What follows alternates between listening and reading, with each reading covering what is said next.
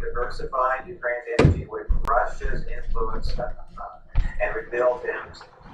Brookfield's role centers on nuclear energy support, the fuel supplies since the conflict began, and potential reactor deployments rather than a fixed slate of diverse reconstruction projects.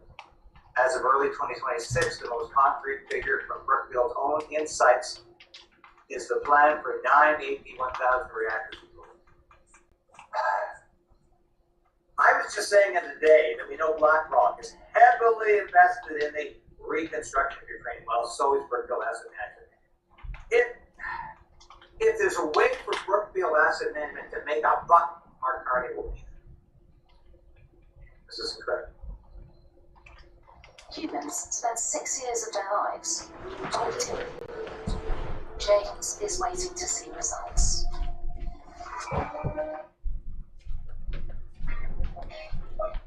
Yes. A few moments later. So suddenly, Chrystia Freeland sees the light and decides to resign. Was that because she was really feeling the pushback from conservative broadcasters, from people like Rebel News that were doing petitions to get Christy Freeland, or other people who were anticipating a couple of days in advance that she was going to resign. Is that why Christy Freeland pulled the plug? No, I don't think. Mark Carney thought, this just might be too much in terms of optics. Maybe Christy should jump now. Because if it's a choice for me between Christy Freeland as my friend, and of course I'm the godfather of the children, and Brookfield Asset Management not being excluded from this miasma, this orgy of money making that could potentially follow the end of the war in Ukraine, well, I'm going to side with Brookfield Asset Management. That's what Mark Carney will do every time. So incredible. Let's have a little trip down memory lane here in terms of. So, why has anybody thought about this? Why has Christy Freeland been appointed the chief economic advisor to Ukrainian President Vladimir Zelensky? Bear in mind that Christy Freeland is a journalist. Yeah, I know you might say she's a lousy journalist, but she's a journalist. She has no expertise in economics. She was the finance minister in name only. She had a staff of hundreds working for her in that ministry. I don't know how many people work in finance, at least 100, maybe over 1,000 probably. But those were the people giving her advice. Those are the people making policy decisions. Those were the people promulgating fiscal policy. Not Christy Freeland. So Christy Freeland is not an economic expert. She's no economist. She doesn't have a PhD in economics. So why does she keep getting jobs that she's not qualified to do? Well, she's part of the global elites. And this is something Naomi Wolf pointed out. And Naomi, of course, has been on the program many times. Hope to get her back in the next couple of weeks to talk about a lot of things. But why does Christy Freeland keep getting these plum positions? Because she's part of the global elite. A young journalist, younger journalist of the same generation as the second command in Canada.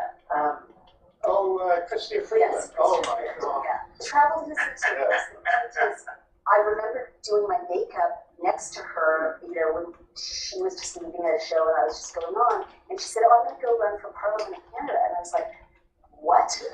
And I thought, well, you must have really powerful friends because people are being plucked out of obscurity by the World Economic Forum and situated basically just into Ardern is one of them, Macron, I believe, so we don't know what those relationships are like, but I can tell you as a Rhodes Scholar that it's not that difficult to train a cadre of elites and send them off around the world and basically reward them vastly if they take certain steps, not while they're in office, but afterwards.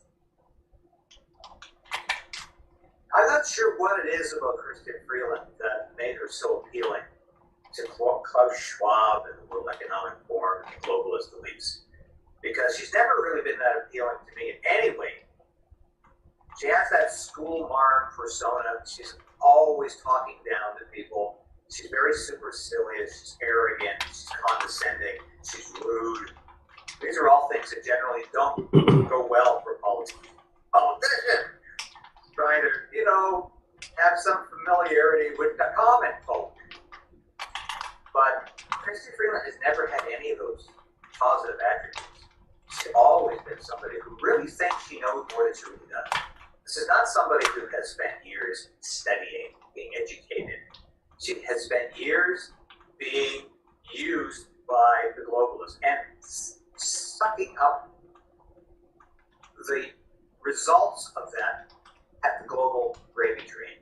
But here's, I think, Christy Freeland's shining moment as a, how shall we say, odious deputy prime minister at the time, and finance minister for, Justin Trudeau.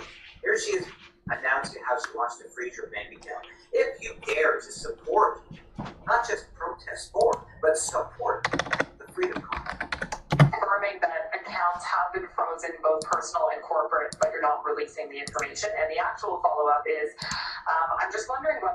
accounts will be targeted of individuals who donated to the GiveSendGo and the GoFundMe campaigns. Are they considered designated people under the Emergencies Act, meaning that their credit cards could be cut and financial services are targeting them as well?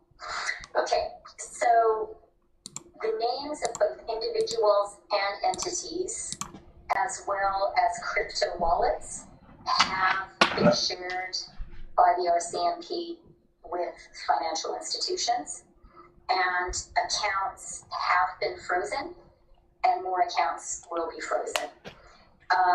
Crowdfunding platforms and payment service providers have started the registration process with FinTrack. In terms of the specifics on whose accounts are being frozen, you now have the regulations. The financial service providers have those regulations as well, and they, working with law enforcement, will be making the operational decisions. Thank you for that. That was incredible. But now she can go to Ukraine and start freezing bank accounts there. And that, of course, would be just par for the course of history. So board governance is evolving, and so are the tools behind it. With AI-powered workflows and NASDAQ Boardvantage, board members gain faster insights and better preparation, while governance teams streamline administration behind the scenes. Purpose-built for boards, NASDAQ Boardvantage helps reclaim up to 25% of valuable time by automating labor-intensive governance tasks through the power of AI. One of the most time-consuming challenges? Board book review. Here's how AI makes it effortless. Board books often span hundreds of dense, detail-heavy pages, making it easy to miss what truly matters. With AI summarization in NASDAQ Boardvantage, governance teams can generate clear, concise, executive-ready summaries in seconds. Governance teams can save 10 to 30 hours per month, while directors gain faster access to key insights without missing the nuance. Built with 91 to 97% accuracy and shaped by feedback from over 400 boards, it sharpens strategic focus and cuts through complexity. After the meeting, the work continues. But with AI, it doesn't have to be manual. AI meeting minutes transforms post-meeting workflows. What once took up to 20 hours per quarter can now be completed in minutes, efficiently and in your board's voice. Corporate secretaries can generate detailed, editable drafts of meeting minutes using agendas, notes, and board materials, ensuring timely, high-quality records.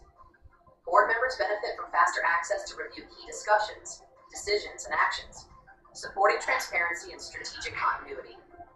And when it's time to prepare for the next meeting, AI is already one step ahead. Introducing the AI Board Assistant. This intelligent companion analyzes the board deck and surfaces the questions that matter, driving more focused, high-impact boardroom discussions. It's the strategic edge in board preparation. And when it comes to oversight, data is power. With Power BI integration, board members can access real-time performance dashboards directly within NASDAQ Boardvantage, enabling greater oversight through live visibility into key KPIs and more informed, data-driven decision-making. Governance and compliance questionnaires? Now they're smarter too. Meet the AI Questionnaire Creator, a reimagined way to digitize governance and compliance questionnaires. Whether it's a D&O, conflict of interest, fit and proper questionnaire, or board evaluation, it converts any document into a digital import-ready format, optimized for distribution. What once took weeks can now be done in a click, with built-in quality assurance for accuracy and consistency. The result? Streamlined workflows and more time for governance teams to focus on strategic priorities. Built in partnership with Microsoft and developed within NASDAQ's responsible AI framework, NASDAQ Boardvantage's AI for Boards operates in a closed environment, safeguarding your company's most sensitive data with enterprise-grade security. Experience the power of AI-enabled workflows in NASDAQ Boardvantage today.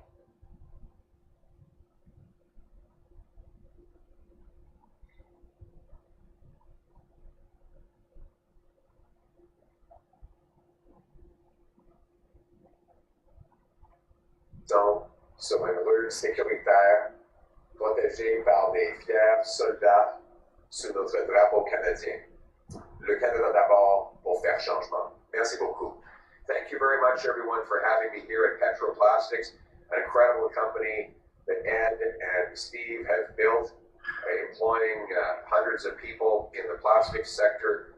You might not think about plastics very often, but these products that they have literally protect medical equipments. They keep hospital bedding clean, so you don't get an infection when you're lying in bed at the hospital, God forbid. They preserve the foods that are necessary for our very survival.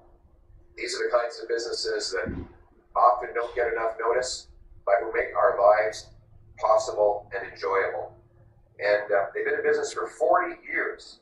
And we're very blessed to have businesses like this, even though after the lost Liberal decade, they have been under attack by higher taxes, more red tape, blocking their operations, and an existential threat in the form of the plastics ban, which will drive up the cost of food, of clothing, and other essentials of life that require plastic wrapping and protection.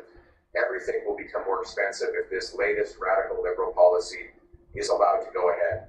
After the lost Liberal decade, with our economy down under America's thumb, and costs and crime up, we cannot allow them to have a fourth term.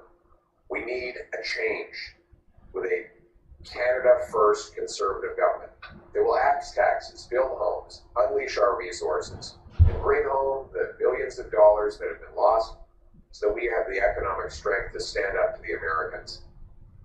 Now, we know that that takes a team, and we have an incredible team here. I want to thank the great Melissa Lansman, our deputy leader, and a champion across all the GTA and all of Canada. We have Anna Roberts, BJ Powell, Roman Baber, Don Patel, and Michael Guglielmin.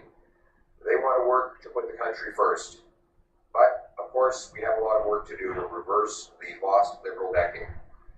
Over the last 10 years and 3 terms of Liberals in power, much of it with Mark Carney as Chief Economic Advisor to Justin Trudeau, Canada's had the worst economic growth in the G7. We're now projected to have the worst economic growth for the next 10 years and 30 years in all of the OECD. $460 billion more has left Canada for the US than has returned. That's Canadian investment dollars building American pipelines, American mines, American office towers, and paying American paychecks. I want to bring that money home. US GDP per person has been 18% over the last decade. In Canada, it's been 1.4%, not per year, over the whole decade. In other words, there's been no economic growth. And south of the border, their growth has been 14 times higher. Canadian workers are better, and yet they make less, about $20,000 less per year compared to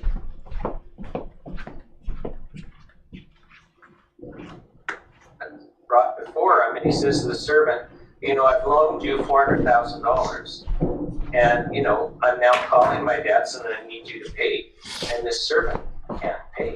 And, he's realizing, oh my gosh, my world's ending here because I can't pay, what I borrowed it for, it went wrong, I don't have the money, there's no way I can repay this debt. So I'm going to debtor's prison and my family's going to be destroyed and his world's collapsing in front of him. So he does the only thing he can do. He only has one chance, and that is to beg for mercy. So he falls on his knees and he's weeping. And he just begs his master, I can't pay you, please forgive me. And the master's moved with compassion and says, I forgive you your debt. Go on your way. So this guy's leaving, and he runs into another servant who, he lent 40 grand to, just a fraction of what he owed. And he says to this servant, he says, I'm calling my debts, I need you to pay. And this other servant, he's in the exact same spot this guy was just in, he can't repay. He's poor, and that 40 grand didn't work out the investments he was hoping. He understands he's going to go to prison. He understands his family's going to be destroyed. His children might literally starve. That's the type of world it was. And there's only one thing that he can do. He has one chance. And that's to beg for forgiveness. So he falls on his knees and he's weeping and he's saying, please forgive me. And the servant says no and sends him to debtor's prison. Now other servants see this and go tell the master, who has this guy brought back, and he says, you wicked servant, I forgave you 400,000. And you wouldn't forgive this guy 40,000, like off to debtor's prison with you. And Jesus is making the point that our debt to God is so much greater than the wrongs that other people do to us, and yet we're forgiven. But if we forgive others, there's that contingency, which is why it's in the Lord's Prayer. I mean, it's Jesus' words. He taught us how to pray, forgive us our trespasses, as we forgive others who trespass against us. You know, we think in our minds, and if your thoughts through your life could be broadcast onto a movie screen for your community to see, you'd have to leave town. And those are just your thoughts, let alone your secret actions. So, you know, the point is we should be grateful that, you know, God's just so happy to not even, he doesn't see us as sinners. He doesn't see us as awful. He sees us as children, as joint heirs. We should just be so grateful that we're thankful to forgive. And I'm talking to myself because, as I said at the beginning of the show, is, you know, I come to understand I'm still harboring resentment towards some of the leaders, which means that I have unforgiveness that I need to deal with. And let's remember one of the last words on earth Jesus said during crucifixion is, Father, forgive them, for they know not what they do. And that's something to keep in mind. And again, it doesn't mean they get away with it or there's no accountability or amnesty. It simply means you've got to release your heart. Because with a clear mind and a clear heart, you can actually do a lot more good for you and the community. So Ken, as we wrap up the public portion of this, how do you think 2026 and, you know, leaning towards fundamental truths like forgiveness, how do you think that's going to help a lot of the people who are still struggling to forgive themselves? Well, you know, forgiveness is an internal act. You know, you carrying around a bucket of hatred in your belly doesn't really affect your neighbor unless you go out and smash the headlights of your car. So you're actually carrying that bucket of poison inside of you. So releasing that poison doesn't let the other person off the hook. It doesn't mean you forget. It doesn't mean there isn't consequences. It just means that.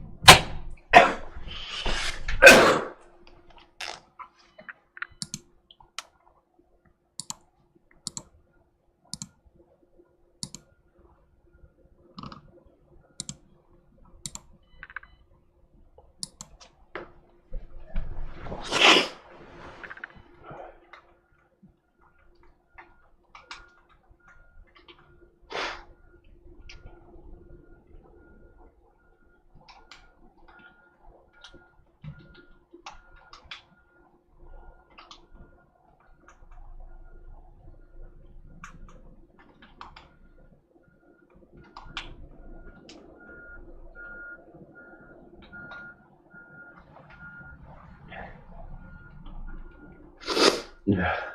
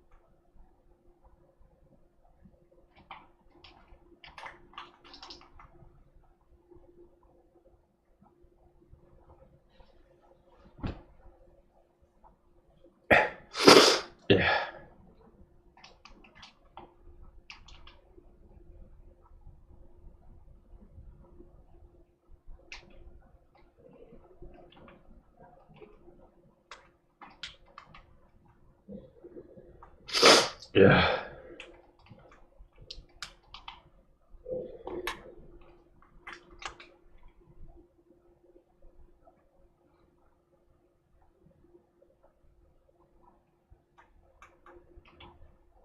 Yeah.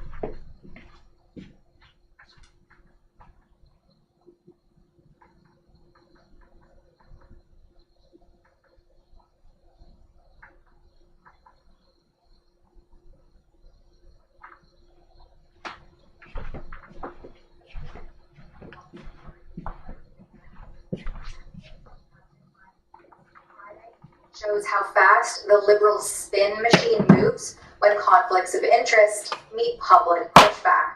So let's dig in. Archived video is resurfacing that adds critical context to former Finance Minister Chrystia Freeland's newly announced role as an economic advisor to President Zelensky, and it raises even more serious questions about foreign entanglement and long-standing political advocacy that have come to define the Liberal legacy. In one clip from 2015, Freeland urges Canadians to get over Ukraine fatigue, openly acknowledging that corruption remains widespread and that economic reforms are painful and unpopular, yet still declaring Ukraine's government at the time the best they've ever had. And I think something that as a Rwanda we have to get over is maybe Ukraine fatigue. I genuinely believe that Ukraine now has turned a new page. And I really think that this is the moment when Ukraine is really turning onto the right path. I don't think we should be naive about it. It's not, it's far from perfect. Yvonne talked about the reforms. And, of course those reforms are incomplete. Of course there is still corruption in Ukraine. And of course there is increasingly popular dissatisfaction with the government because the structural economic reforms are very painful. But I really believe this is the best government Ukraine has had in its entire history. And I think Ukrainian civil society today is more united than it has been against history. These clips from August 2015 show Freeland discussing Canadian foreign and defense policy regarding Ukraine in a Toronto town hall moderated by Liberal MP Arif Virani. In it, she goes further, floating the idea of outsourcing Ukraine's Supreme Court to foreign, including Ukrainian Canadian judges, as a way to break the chain of corruption. Say, well, I have this idea. The way we would get rid of corruption is have our whole Supreme Court be staffed by Ukrainian Canadian justices. And I thought he was joking. But look, he has Papa Unesco as his Minister of Finance. He has Lithuanian as his Minister of Economy, and Georgian as his Minister of Health. And he has Saakashvili as the Governor of Odessa, and Maria Gaidar as the Deputy Governor. So he understands that that's a great way to break the chain of corruption. Yes, that's right. A now sitting Canadian MP who's set to take on an advisory role within the Ukrainian government publicly entertained the idea of replacing a sovereign country's judiciary with foreign nationals. In a second video, Freeland is even more explicit about her political role. She boasts of being a strong voice inside the Liberal caucus on Ukraine, saying that she does not freelance on the issue and states plainly that she speaks with the full support and backing of the party.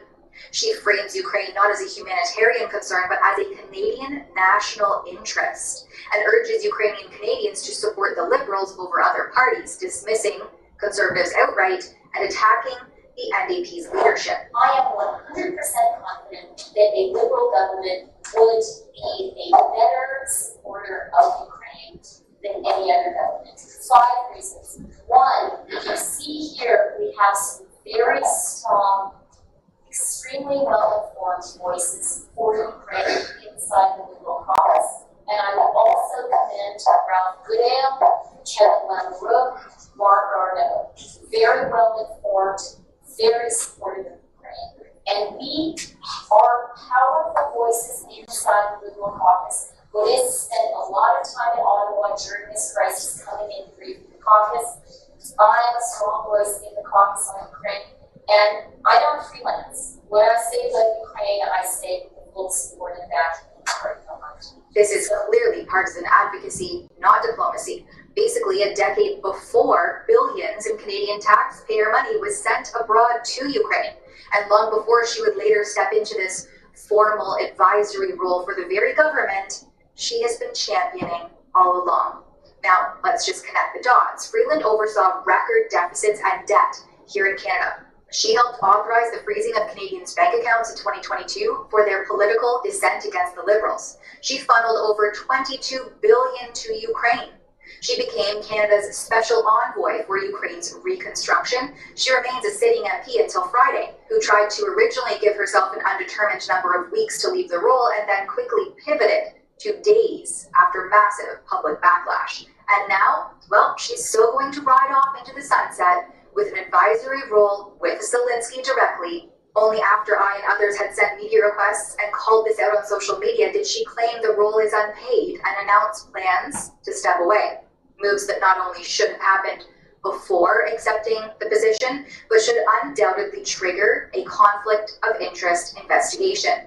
In response to these revelations and the conflict of interest and ethics commissioner's lackluster and really dismissive response to me, followed by an abrupt hang-up. I'll send you this email. Thank you. Have a great day. Oh, thanks. Bye. I've formally followed up with the office to inquire whether sitting MPs are permitted to hold advisory or consultative roles with foreign governments, what disclosure or approval requirements apply, whether such roles raise concerns about preferential treatment or improper influence, and how oversight is exercised when potential conflicts arise. The Commissioner's Office had previously declined to clarify whether Freeland's situation constitutes a conflict, and now the Commissioner's Office has doubled down on that procedural language, hiding behind confidentiality and case-by-case advice, while again evading calling out this clear conflict of interest. Canadians are being asked to accept that this is all normal, that a sitting MP can advocate aggressively for a foreign state, help direct billions in aid, and then step seamlessly into an advisory role with that same government, all while Canadians and our own economies tank. Elbows up, big banking aficionado Prime Minister Mark Carney. Well, he says that Ukraine's cause, their freedom, democracy, and sovereignty is our cause. We're announcing today further economic assistance for Ukraine, $2.5 billion worth of economic assistance that helps unlock financing from the IMF. Really? Ukraine's fight is truly Canada's fight. Why does it feel like Canadian priorities, crumbling economy, housing crisis, skyrocketing debt?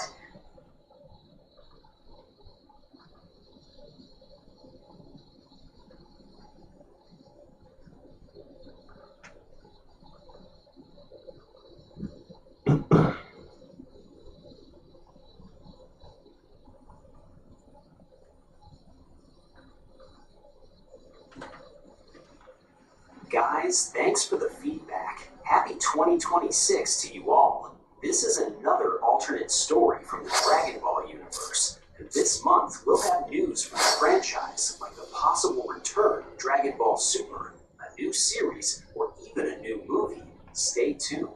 That said, let's get to the video. After Goku,